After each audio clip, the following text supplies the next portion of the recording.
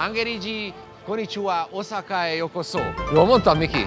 Hol máshol élhetne véget a hungarikumokkal a világ körül 9 évad után, mint Japánban? Ha emlékeztek, az első évadban Shanghaiig jutottunk, és onnan szemeztünk a távol-kelet legtávolabbi csücskével, Japánnal, ahova évszázadok óta merednek magyar szemek, és kíváncsian fürkészszük, hogy mi történik itt a keleti végeken.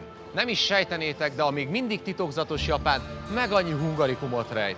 És innen, Oszakából kiindulva pedig felfedezünk nektek, amit csak tudunk.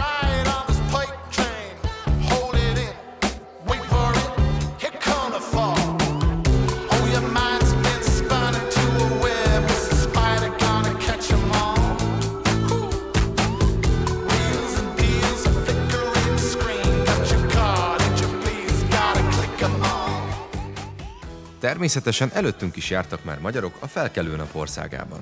De vegyük is sorra, hogy kik pontosan.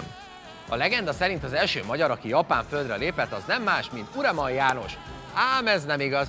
Két helyen is hibázik a történet, ugyanis ő valószínűleg nem volt magyar, hiszen Splitben látta meg a napvilágot, ugye a mai Horvátországban, Dalmáciában, Ivan Vreman néven, és innen ment Vatikánba, majd aztán Portugáliába, hogy 1615-ben végül csak Makaóig jusson, szóval valószínűleg sosem jutott el Japánba. Ami nagyon fontos, hogy ettől függetlenül megtanult japánul, szóval a történetben van némi igazságtartalom. De azért nem tudott eljönni Japánba, ahova egyébként ténylegesen indult, mert ekkor Tokugawa Iemitsu sógun kitiltotta a keresztényeket. Így például ő Makaóban azokat a japán keresztényeket tanította különböző nyelvekre, tudományokra, amikre nem volt már Japánban lehetőség, ugyanis 1615-től állt be Japánban az a 250 év függetlenség vagy bezárkózás, bárhogy is nevezzük, ami eltartott egészen 1856-ig nagyjából Matthew Perry érkezéséig.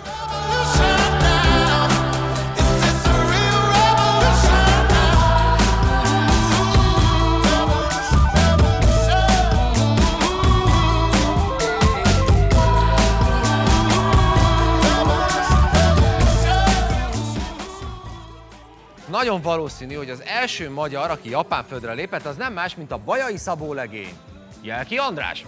Ugyanez nem 100%-ig biztos, hiszen nincsen róla feljegyzés, de az ellenkezőjét sem bizonyította még be senki.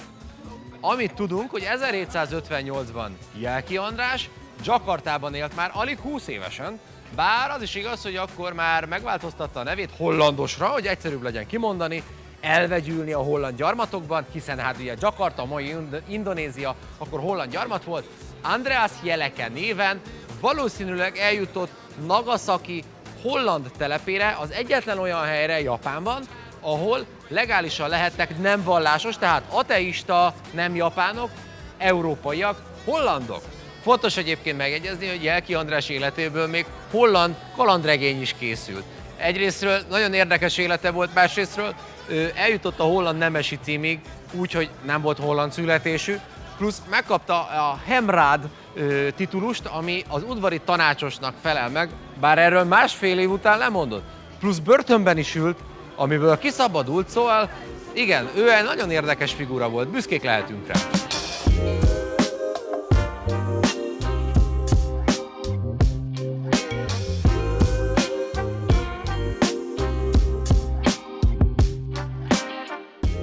Eguchi Kiyoko vagyok, és az Oszakai Egyetemen magyar nyelvet tanítok.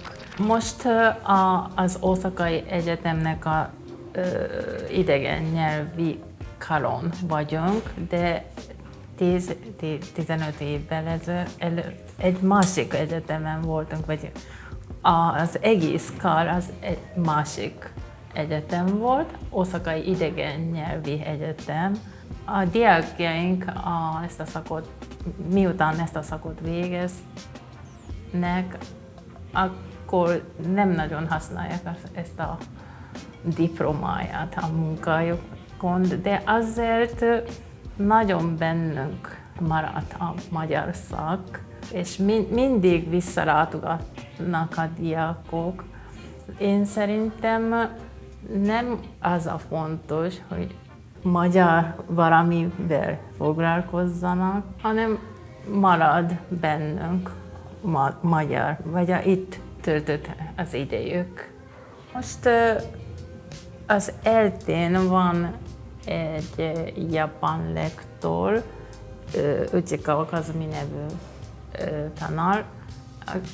Ő például tőlünk van, és nekünk nagyon jó partner, mert tőlünk évente elég sokan, most is hatan mennek ki eltére, és tőlük is jönnek hozzánk, úgyhogy jó kapcsolat.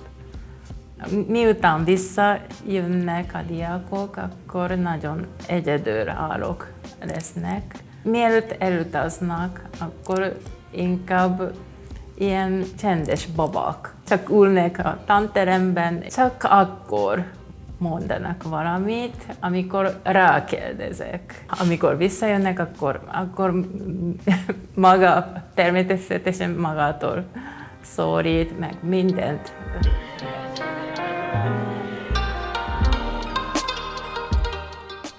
Egyetem a témánk, egyetem volt a témánk. Hány szemeszterből áll egy egyetemi év, Csiző? Miért szereti a könyvtárat? Mert Windows Campus könyvtárja nagyon szép és sok könyv van. Szuper, nagyon jó.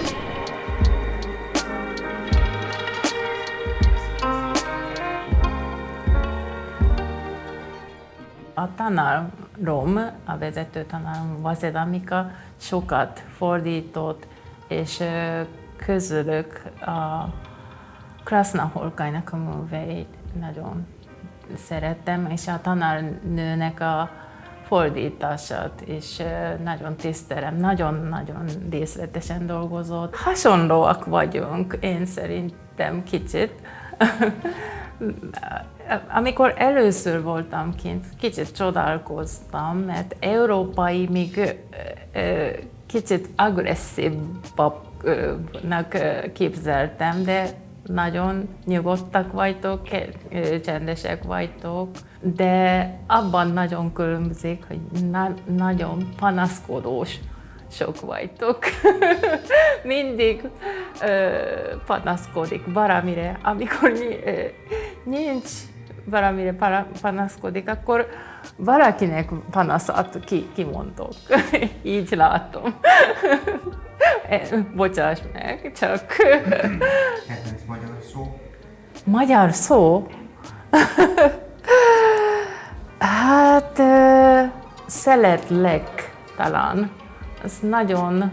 Szóval laklek, az nagyon különleges magyarban, és szerettel együtt. Ez egyrészt nagyon praktikus, de minden benne van. Szóval én téged, és benne van. De egy szóval tudjuk kiejteni, ez nagyon jó szerintem.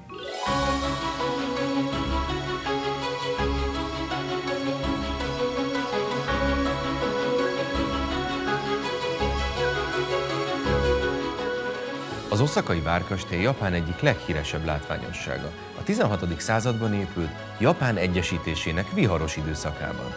Azóta több felújításon is átesett, ma belső terében a kastély történelmét bemutató múzeum található, parkja pedig kedvelt piknikezőhely.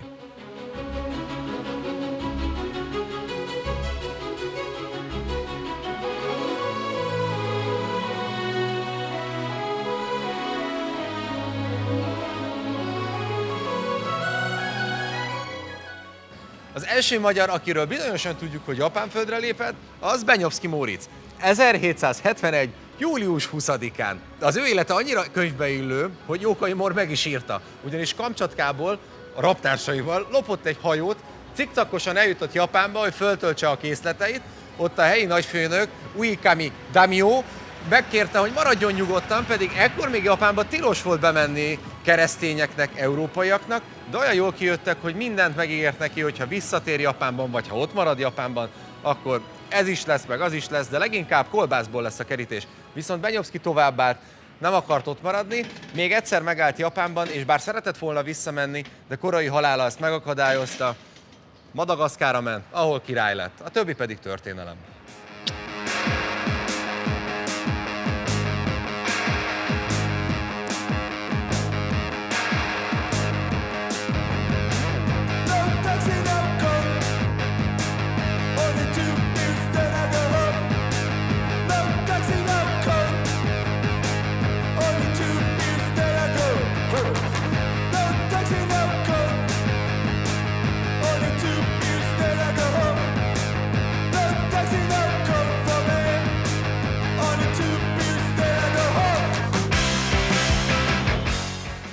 amikor Perry 1854-ben visszatért a nagy és történelmi jelentőségű Momentumból, akkor ugyanott találta Nahában a Bethlehem családot ugyanazzal a kémiával, és újfent könyörögtek a helyiek, hogy kérlek uram, vidd el őket innen, és ekkor már elvitte őket, meg is beszélték, hogy Shanghai-on keresztül a család Londonba fog menni, de persze nem így lett.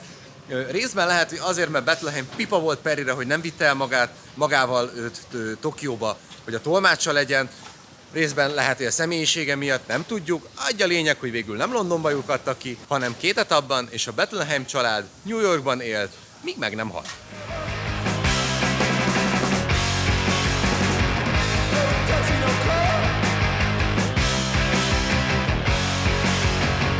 Furukawa Misaki vagyok, 4 éves magyar szakos diák vagyok.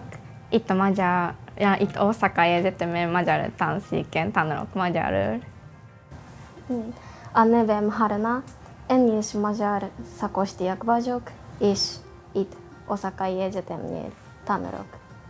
Azért választottam magyar nyelvet, mert azt hallottam, hogy magyar nyelvtan és szóként nagyon egyedi, különleges európai nyelvek között.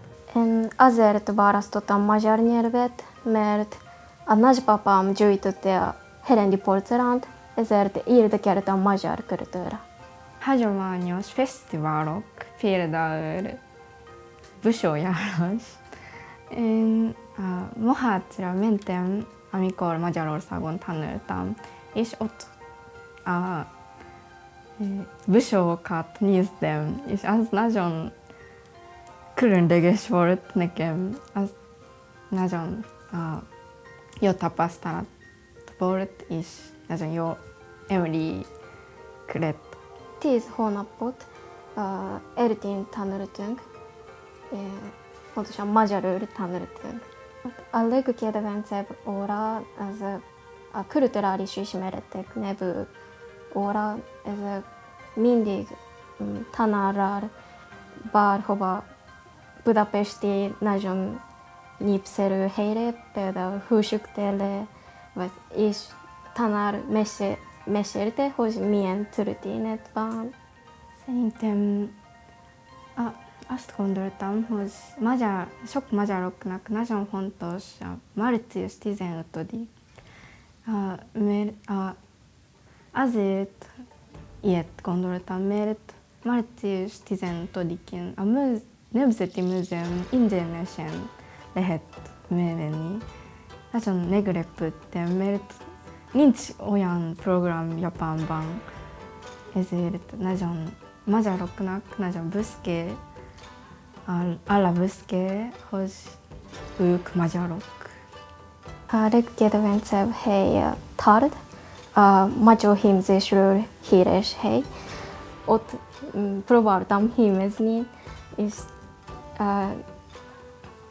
néniek nagyon profi volt, nagyon-nagyon gyorsan csinálta, de inkább nagyon rossz és nagyon sok idő volt. Nekem a kedvenc helyem Tata, mert ott van egy nagy tó, öreg tó, és egyszer voltam fagyott tó Tatán, és az nagyon speciális tapasztalat. Azt javasolom, hogy nem csak Budapesten történnek, hanem más városba is érdemes menni, mert a Budapesten van sok dolgok, de más városban van más hagyományos valamit, ezért érdemes megtapasztalni valami magyaros és nagyon városos dolgokat.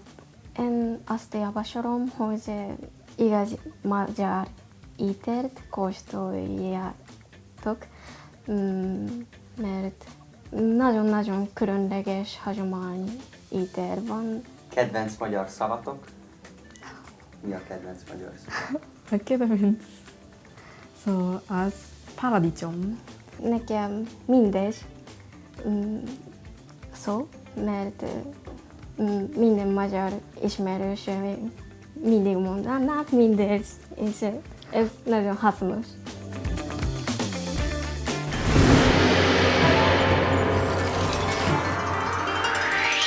Azt szokták mondani, hogy Japán gasztrofővárosa Oszaka, és ezen belül is a legoszakaibb étel a takoyaki, ami gyakorlatilag egy ilyen kis palacsinta tészta, a közepén egy polippal.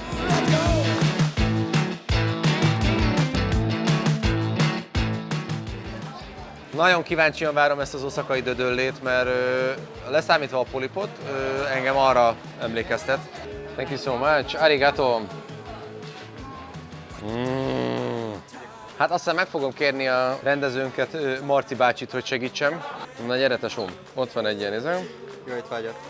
Jó étvágyat! Isten. Ez olyan, mint a Serrano-son kalender rajta, nem? Jó.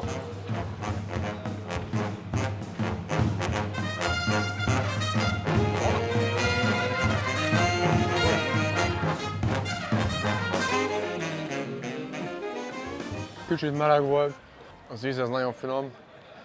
Mondjuk nem olyan egetrengetően de különleges, de azért érdemes kipróbálni. Nem ez lesz a kedvenc japán ételem.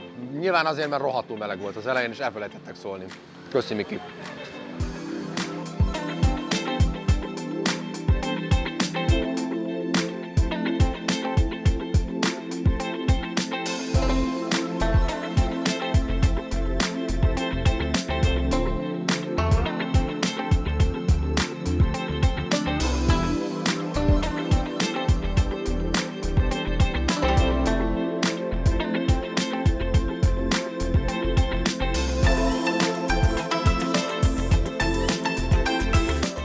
Az utolsó évadra való felkészülés során nem csak drága hangmérnökünk, Miki volt hatalmas segítség, hanem Kis Sándor is.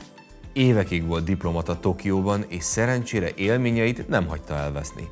Tollat ragadott, és a Japán vonzásában című könyve talán a legrészletesebb magyar-japán munka, mióta a két nemzet fölvette egymással a kapcsolatot. A türelmetlen ember Japánba vereségre van ítélve. A nevem Kis Sándor, foglalkozásom villamosmérnök, matematikus, szociológus és diplomata. Japánok nagyon érdekesek, lassan, de változnak. Tehát, hogyha azt mondjuk, hogy milyenek voltak régebben, akkor jellemző volt az udvariasság, a tradíció, és az, hogy nehezen döntenek, és humortalanok. Japánt megszeretni könnyű volt, mert japán meséket hallottam 5 éves koromban, és nekem valahogy ezek a furcsaságok, hogy valakinek az orra az égig megnőhet, ezek annyira tetszettek, hogy egész életemben vadásztam a japán hírekre. A 61-től jártam a Műszaki Egyetemre 66-ig. Hazafelé a villamoson egyszer csak láttam egy hirdetést, hogy a József Attila Szabad Egyetemen japánt is lehet tanulni. Így kerültem el Major Gyula tanár úrhoz, aki akkor a Hopp Ferenc Múzeumnak azt hiszem az igazgatója volt, és elkezdtem hozzá járni. Nagyon úgy tűnik, hogy nyelv és kultúra terén is létezik a szerelem első látásra.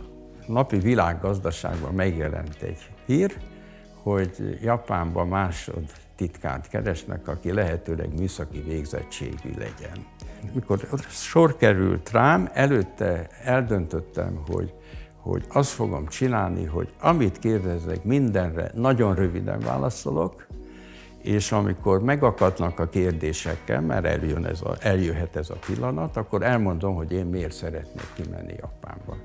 És ez tényleg így történt, és akkor arra volt egy 3 perces, jól betanult szövegem a japán elektronika fejlettségéről, és így tovább, és akkor elbúcsúztunk, és rá 2 hónapra hívtak, hogy akkor önt jelöltük ki. Tehát, hogyha egy japánt megkérdezünk, hogy mit mondanak a magyarokról, a legtöbb azt mondja, hogy ismerem, mert a Rubik kocka az a legismertebb játék.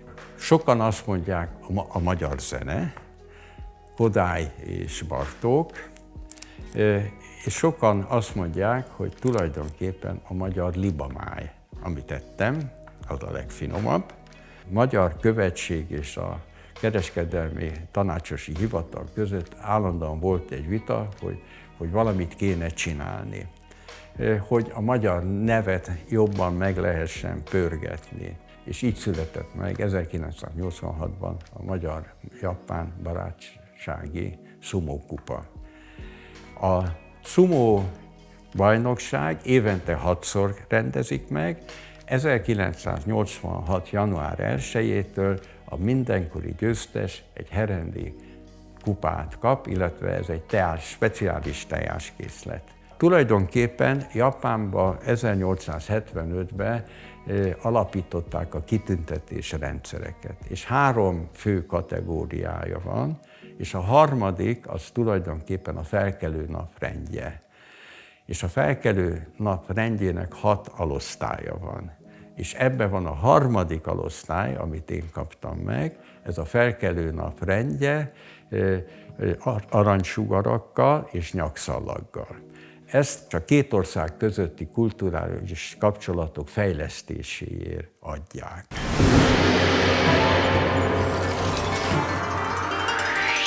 Még egyszer köszönjük Kis Sándornak a sok segítséget, de robogunk is tovább, a következő részben Kiotót, Japán kulturális fővárosát vesszük célba.